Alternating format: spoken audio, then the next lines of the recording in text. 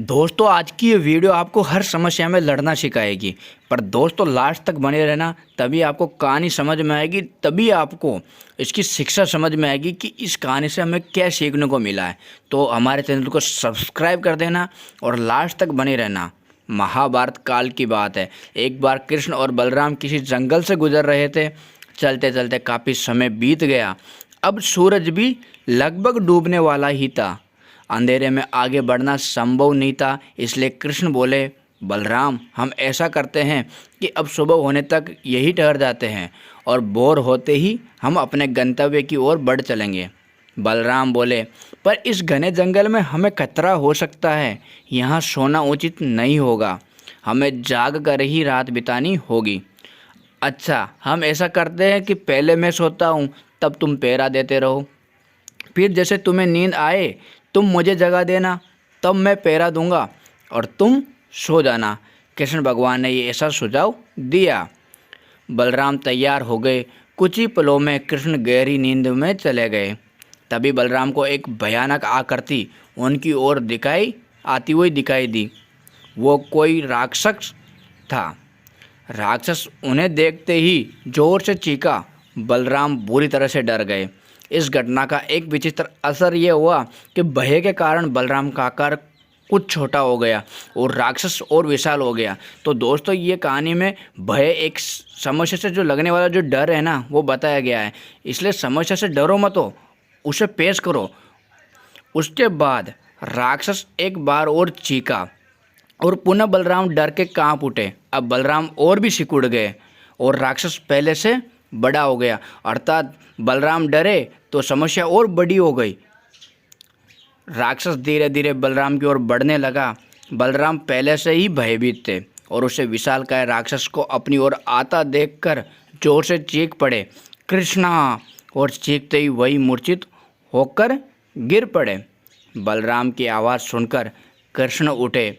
बलराम को वहाँ देख उन्होंने सोचा कि बलराम पहरा देते देते थक गए और सोने से पहले उन्हें आवाज़ दे दी।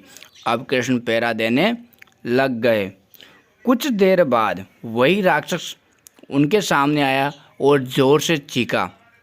कृष्ण जरा भी घबराए नहीं और बोले, बताओ तुम इस तरह चीख क्यों रहे हो, क्या चाहिए तुम्हें? भगवान समस्या से नहीं घबराए। इस बार कुछ विचित्र घटा। कृष्ण के साहस के कारण उनका आकार कुछ और बढ़ गया और राक्षस का आकार कुछ घट गया। तो भगवान कृष्ण समस्या से घबराए नहीं, उनसे डटकर मुकाबला किया। तो समस्या हमारे लिए छोटी हो गई है। और उसका राक्षस को पहली बार कोई ऐसा मिला था जो उसे डरा नहीं पाया। घबराहट में पुनः कृष्ण पर जोर से चीखा। इस बार भी कृष्ण नहीं डरे, उनका आकार और बड़ा हो गया, जबकि राक्षस का आकार पहले से ही छोटा हो गया। तो समस्या के आगे डटे रहो। एक आखिरी प्रयास में राक्षस पूरी ताकत से चीखा, पर कृष्ण मुस्कुराकर उठे, फिर बोले, बताओ तो क्या चाहिए तुम्हें? और इसी प्रकार भगवान से ये सीखना चाहिए कि हमें समस्या से नहीं भागना चाहिए। फिर क्या था, राक्षस सिकुड़कर बिल्कुल छोटा हो गया। कृष्ण ने उसे हथेली में लेकर अपनी धोती में बांध लिया, फिर कमर में कोसकर रख लिया। कुछ ही देर में सुबह हो गई। कृष्ण ने बलराम को उठाया और आगे बढ़ने के लिए कहा। वे धीरे धीरे आगे बढ़ने लगे। तभी बलराम उत्तेजित होते हुए बोले, पता है कल रात में क्या हुआ था? एक भयानक राक्षस हमें मारने आया था। रुको रुको, बलराम को बीच में टोकते हुए कृष्ण भगवान ने अपनी धोती से बंधा हुआ राक्षस निकाला और बलराम को दिखाते हुए बोला, कहीं तुम इसकी बात तो नहीं कर रहे हो? हाँ ये वही है, पर कल जब मैंने देखा था तो ये बहुत बड़ा था, ये इतना छोटा कैसे हो गया? बलराम आश्चर्यचकित होते हुए बोले। कृष्ण भगवान बोले, जब जीवन में तुम ऐसी चीज़ से बचने की कोशिश करते हो जिसका तुम्हें सामना करना चाहिए, तो वो तुमसे बड़ी हो जाती है और तुम पर नियंत्रण करने लग जाती है। इसलिए तुम सामना करो, लेकिन जब तुम उस चीज़ का सामना करते हो जिसका तुम्हें सामना करना चाहिए, तो तुम उससे बड़े हो जाते हो और उसे नियंत्रित करने लग जाते हो। दोस्तों, ये राक्षस दरअसल हमारे लाइफ में आने वाले चैलेंजेज, इस पर विपरीत परिस्थितियाँ और लाइफ में आने वाली जो समस्या हैं, अगर इन सिचुएशन को हम टालते रहेंगे तो ये समस्या धीरे धीरे बड़ी होती जाएगी और अल्टीमेट ये हमारे ऊपर हावी होने लगती है।